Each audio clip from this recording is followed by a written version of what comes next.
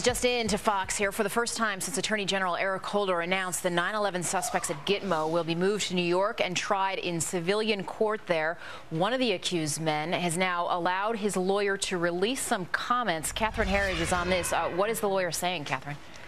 Well, Jane, I just heard from the lawyer this morning. He's one of the military attorneys, James Hatcher, and he represents one of the 9/11 conspirators, Walid bin Attash. Walid bin Attash is an alleged planner in 9/11, as well as an alleged planner in the USS Cole attack.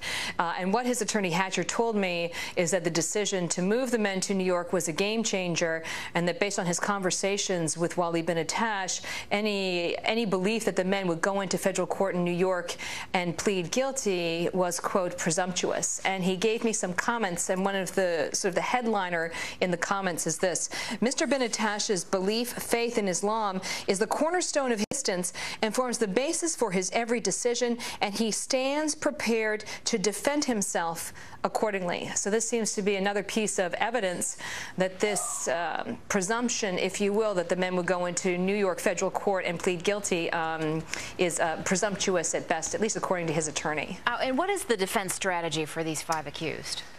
Well, one of the things I also learned this morning is that the 5 9/11 conspirators, they routinely refer to themselves as the brothers. The brothers meet every 2 weeks, and they continue to do so at Guantanamo Bay. They do so without their attorneys, and they do so to map out their legal strategy. So on the one hand, here in the United States, while we prepare an indictment against the 5 brothers, or the 5 9/11 conspirators, continue to meet in Guantanamo Bay. They're able to meet just as a group, and they're mapping out their strategy. And from what I was told this morning, they are very aware of what the differences are between the military courts and the federal courts, and they are preparing accordingly, Jane.